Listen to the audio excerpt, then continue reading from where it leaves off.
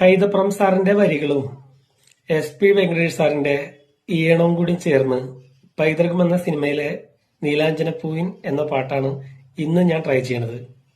ഈ പാട്ട് കണ്ണടച്ചിട്ട് കുറെ നേരം ഇരുന്ന് കഴിഞ്ഞിട്ടുണ്ടെങ്കിലോ വല്ലാത്തൊരു ഫീലാ.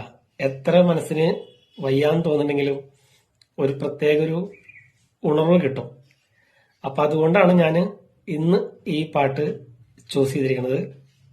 അപ്പൊ നമുക്ക് നേരെ വീഡിയോയിലേക്ക് പോയാലോ.